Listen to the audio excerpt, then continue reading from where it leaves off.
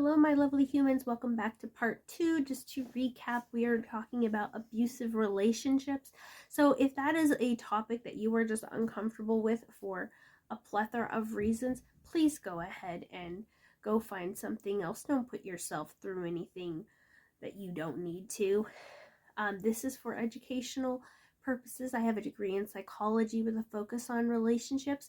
In the first part, which I will link below and up here, we talked about how people get into abusive relationships to begin with. And in the second part, it's going to get darker, just to warn you.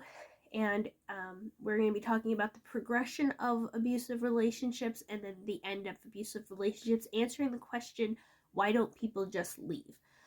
So we're going to get into that. So go ahead and make your decision if you want to stay or not, and we'll get started.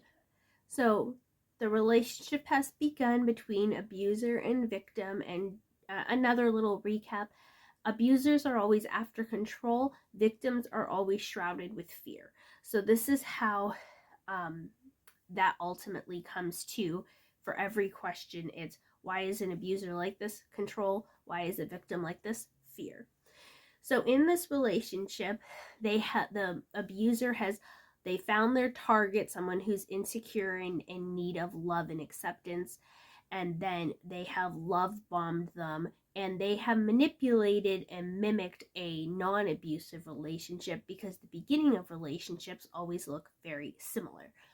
So now that they're in an established relationship, in the first 3 to 6 months of an established relationship, what's going to happen in an abusive relationship that differs from a non-abusive relationship, and this isn't a step-by-step guide, this is just the tendencies on average, what tends to happen. There is no particular order, but what typically is going to happen is that an abuser is going to start trying to loosen any bonds that the other person already has. So they are going to either try distrust or dislike. And then they are going to go into isolation. So that is ultimately the goal of this, is isolation. They want to keep their partner, the abuser wants to keep their victim partner away from other people. They want that codependency.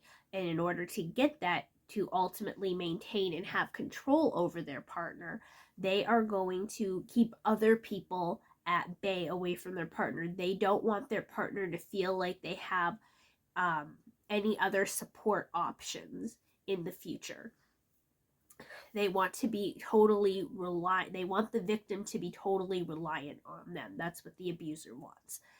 So how they do this is a lot of times a jealousy and possessiveness starts to show through. They're like, oh, I don't want you hanging around other guys. I don't care if this guy has been your best friend since kindergarten. I don't want you talking to him anymore. Block this person, delete that person, etc. And it usually starts out with that. It usually starts out with, I don't like this person, delete that person. Now here is a red flag versus a green flag for abusive and non-abusive relationships. In an abusive relationship, the person is going to go, I don't want you to hang around that person. And in a non-abusive relationship, if someone, because there's going to be cases where, your boyfriend doesn't like your friend or doesn't like a family member of yours. But in a non-abusive relationship, instead of trying to keep you, their partner, from being with that other person, they just don't want to be around them. So it's going to be more like, man, do I have to go to this thing with you? I do not want to be around so-and-so. Or is so-and-so going to be there? Because if not, I might dip. It's going to be like that. They're going to keep themselves away from the other person. Whereas in an abusive relationship, they're not going to like you, their partner, being around that other person. And maybe it's because now in a non-abusive relationship, they're going to be able to specify. They're going to be able to tell you, why they don't like them. Most of the time. It's not a guarantee, but most of the time they're going to be able to give you either reasons or situations about why they don't like a certain person. So in a non-abusive relationship, it's going to sound like, well, why don't you like my best friend? I don't like your best friend because this situation happened and they were really rude to my best friend, and I care about my best friend more than your best friend. And I didn't like the way they talk to them, and I don't like when they say this to you. It just doesn't seem like they have your best interest at heart. They just seem pretentious. They're just weird. They kind of freak me out when they say this, that, the other. They're going to be able to give you examples and situations. Whereas in most abusive relationships, they're going to just say, I just don't like them. They just give me the wrong vibe. There's just something off about them. I don't like them. And I don't want you around them anymore. And that's the key part. When they start, it's not just that they don't like them and they themselves don't want to be around them. It's when they want to keep their partner from being around that other person too. Now, in an abuser's case, more than likely, again, no guarantees, but more than likely what they don't like about that your best friends is that your best friend stands up to them, their best friend questions them, and their best friend might say things like, no, you know what? The last 3 weekends you've gotten to hang out with them, and I want to get to hang out with them. So you know what? You can find something else to do. You can find video games to play. You can find people to hang out with. I'm hanging out with them this weekend. And abusers do not like that. They do not, again, they don't like autonomy. They don't like secure people. They don't like actual confident people. They do not like to be confronted. They like to be obeyed. So having someone who stands up to them and pushes against them and stands firm against them, they don't like that. And so they're not, and they can't tell you that. They can't tell their partner that. They're like, well, I don't like that they stood up to me and that they took you away from me because I want you all to myself. They know, especially if it's early on in the relationship, like before the 6-month mark, that's a kind of a weird ground. That's the safest time to get out of an abusive relationship. So that's usually the time when abusers are like treading water the most. They're not going to be full on, as I mentioned before. So now we continue. So this person, and they keep going. It doesn't stop. With a non-abusive relationship, they give you the specific reasons or situations why they don't like this person and why they don't want to be around them. In an abuser's case, it's going to suddenly be everyone. They don't like any of your friends.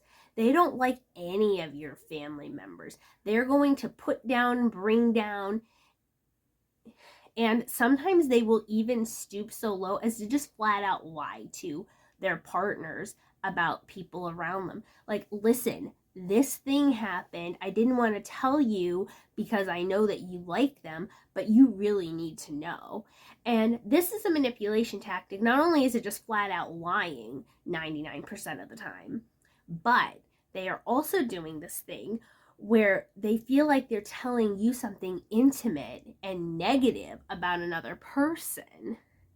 And so therefore, even though you're close to them, that's showing them falsely, but that's signaling to you, I'm being honest with you. No one else is willing to tell you the truth. And this is going to translate to the victim themselves in the future, where they're going to be like, when I say something negative to you about your weight, about your looks, about your intelligence, I'm the only one you can trust.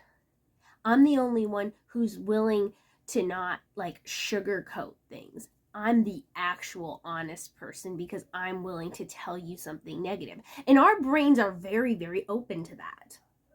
We have this weird thing in the human world where if someone says something negative to us, well, then it must be honest. If someone says something too complimentary to us, then it's not true. And this is especially effective on people who are insecure.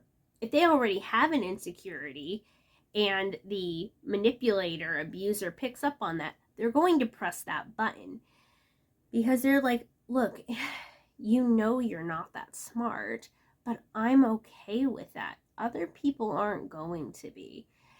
Anyone who starts really early on giving a us against the world mentality, that's not romantic, it's manipulative. Again, they're trying to do that isolation.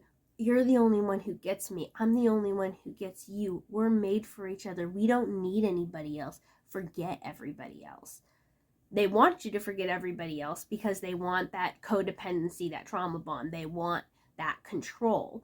And they don't feel like, an abuser doesn't feel like they have control if you have other people to go to. In a non-abusive relationship, they're happy to not have to be the sole person to be relied on. They want you to be able to feel secure, to go to a friend or a family member if you need something, because they know they can't always be there. And they're like, I want them to have other people who can help them and depend on them, or maybe give them assistance that I can't, someone else to fill in the gaps.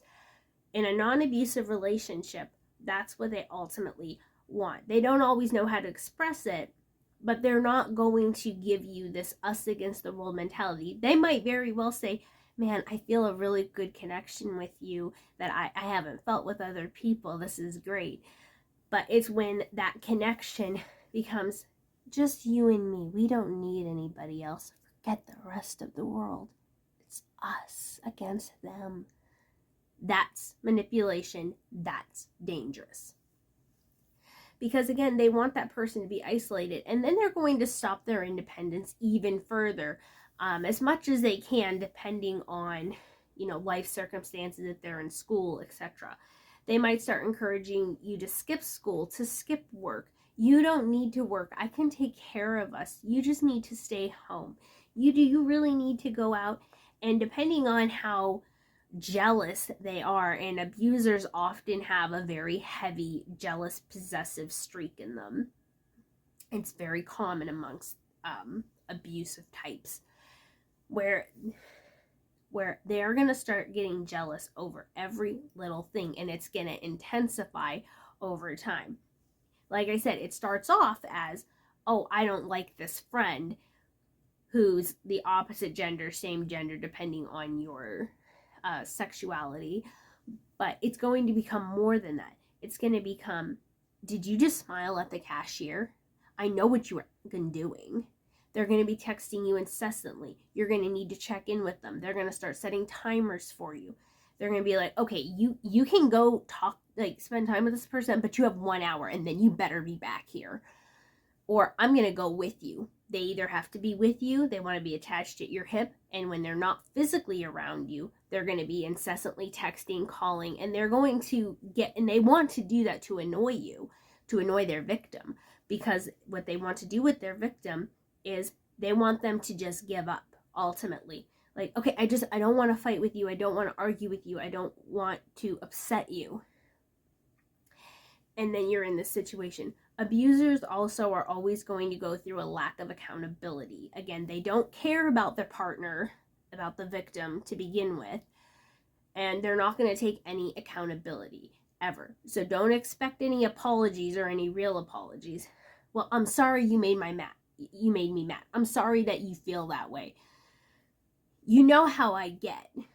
And we've heard the phrases over and over and over, and abusers use them over and over and over. You know what? It's your fault. You should have been here. I told you you had this long. I was just 5 minutes. That's 5 minutes late. I told you to be here at 5, not 5:05. And so now I'm mad because you didn't listen. You know better. It's always going to be you. With abusers, there's always someone or something else to blame, usually the victim, and the only time, and their anger, they're quick to temper, they have the jealousy, the possessiveness that just increases over time. And the more they freak out over every little thing, the more fear they instill in their victim. So again, the victim always comes down to fear. It's going to start off with, I just have such a connection with them. They get me so well. I don't want to upset them, or, okay, I don't really have such a close friendship with them, especially if they're doing all this other stuff behind my back. Okay, I'll block them. Okay, I'll stop hanging out with all girls, guys, whatever. Okay, I guess I don't need to see my mom this weekend. And it just gets worse and worse and worse. They are going to move. Abusers tend to want to move fast. They want to move in as soon as possible because, again, they're trying to get their claws in.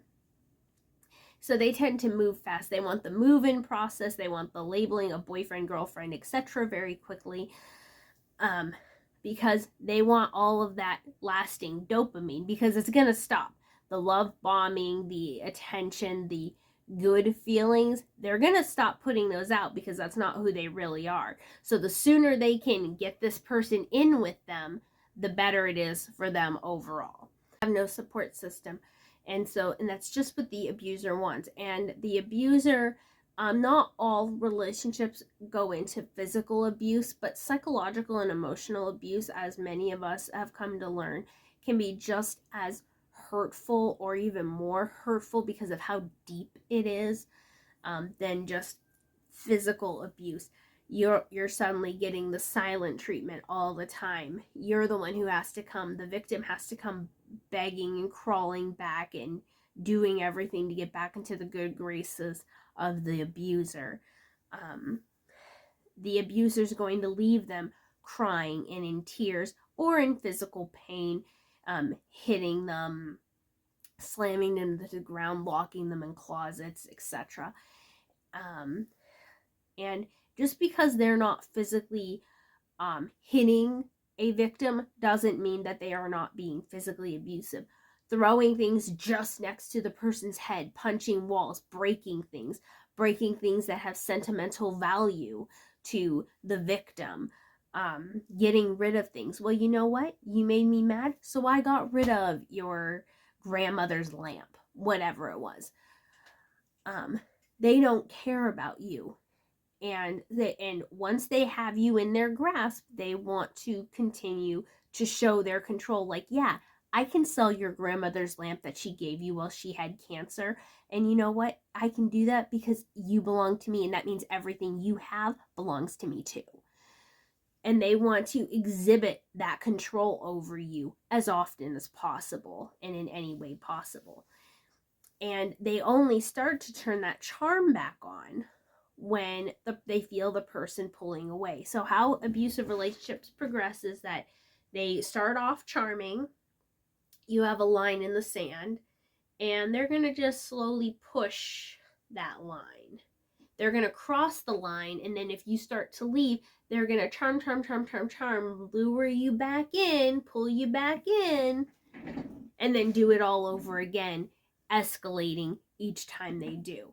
So now the victim is in this horrible relationship, and people want to know, why don't they leave? Well, the isolation, the reason why I emphasized it so much is because that's why. They're in this situation where maybe they are now financially dependent on their abuser. They don't want to be wrong. That cognitive dissonance that we talked about in part 1, the first impression, they want that person back. They think that they saw the real person. They think that there's a chance they can change them and that they just need someone who loves them. They don't care about that. There is no such thing in real life as the leftover lasagna, the classic bad boy. They're hard on the outside but soft on the inside. They're not. Those people aren't real. If they're bad on the outside, they're bad on the inside. Okay? If they act out a certain way, they don't get better behind closed doors. All right? Believe what people are showing you. And that's what's hard in abusive relationships because of the target type that they have with the victim.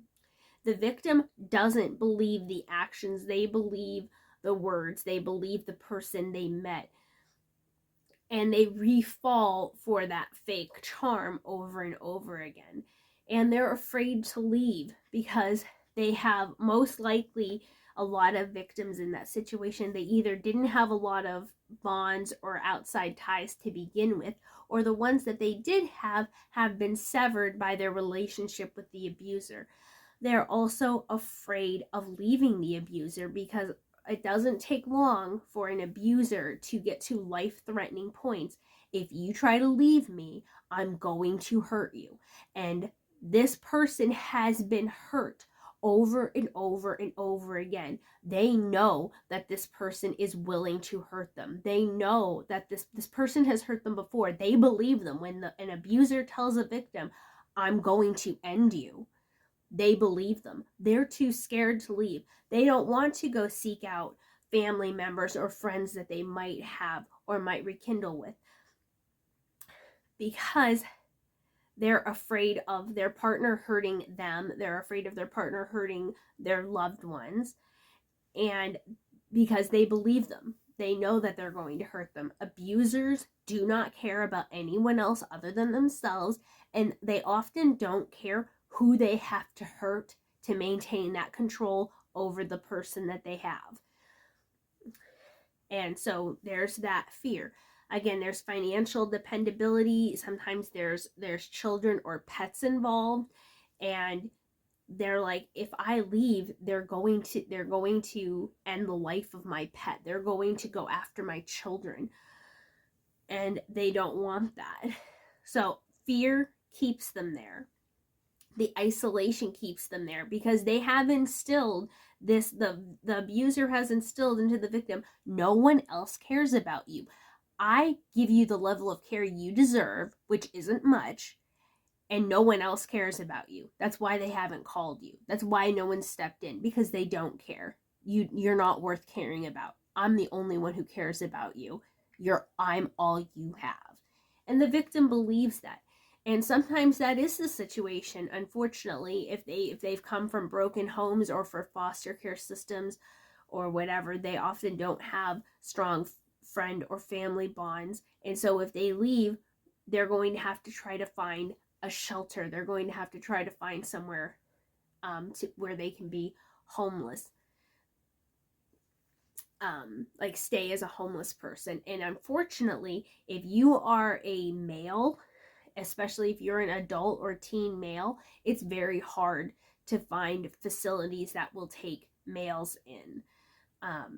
And it's just an unfortunate part of society that there are places for homeless families. There are places for moms with children. There are places for females, but taking in a male, there's just not a lot of facilities. And because there's limited facilities for that, even if you find a place that does accept a homeless male, they often are full because they're so rare.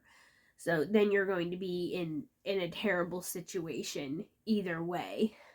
And so it's like, well, at least in my bad situation with the abuser, I have a home, I have access to food, etc.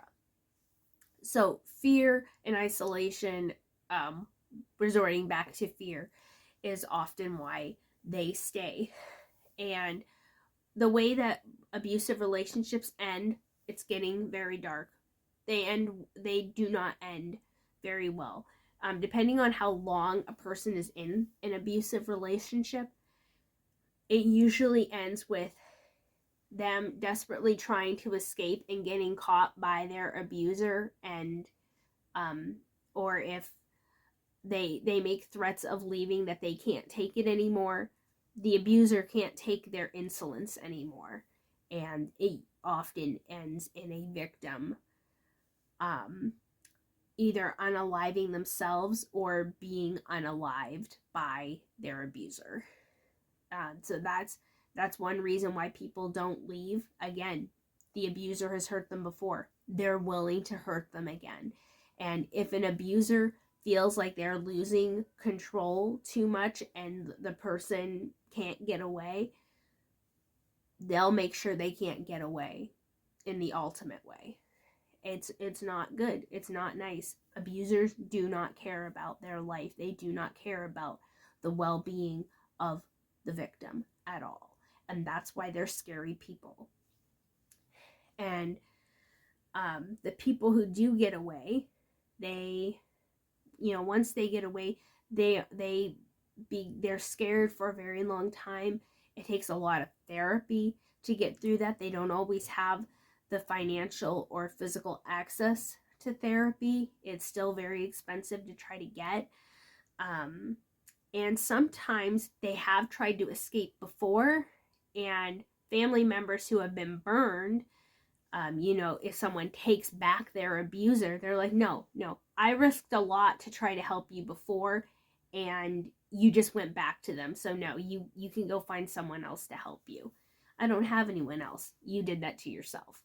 That often happens too. Not as much. And they're just afraid for their lives a lot of times, because restraining orders, a piece of paper doesn't stop an abuser very often. And it's very expensive to, okay, I've got to uproot my whole life, and any bonds I did have, I have to get rid of, because I have to move far away and not tell anybody where I'm going so that this person doesn't find me again. It's really, really terrible. And so that's why people don't leave abusive relationships. Financial reasons, children or pets, and just plain fear for life in general. And so that is the not fun, not very few happy endings for people who are in abusive relationships, because abusers tend not to stop. They become obsessive and possessive about their victim and will continue to go after them and harass them. They get out of jail more often than not. They're let out, even when charges are pressed. Victims don't always press charges. It's a very sad situation. So if you're ever like, why doesn't somebody just leave? They often just can't. And yeah, so that is the end of this series. I just wanted to give light to people, like, why do these things happen? Because there are bad people in the world who have bad intentions, and they don't care about you. They don't care about their victims. They don't care about anybody else except feeling control and getting what they want at all times. And they're willing to pay the ultimate price for that. Not for themselves, but they're willing to do that to their victims.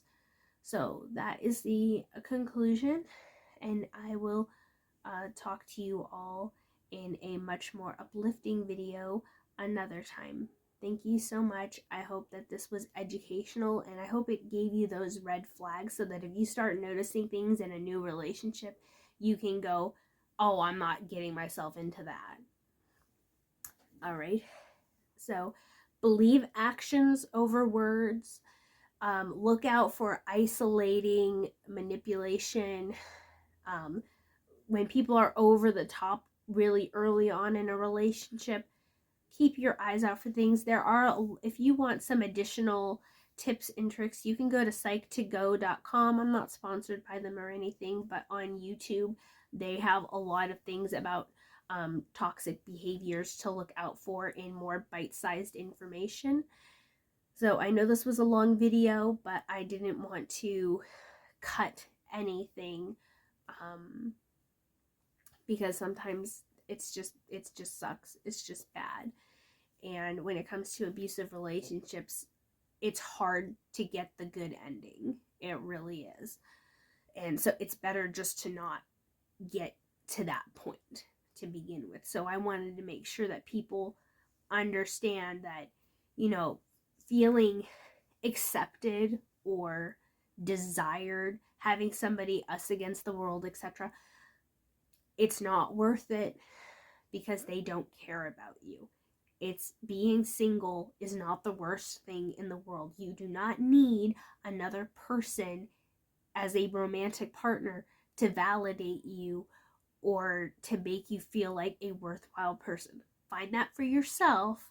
Be confident and secure yourself so you can find another confident and secure person who will support you, who will expand you, who will want the best for you. Okay? So stay safe out there, and I will talk to you all in the next one. Much more positive videos to come. Bye, my lovely humans. Be safe.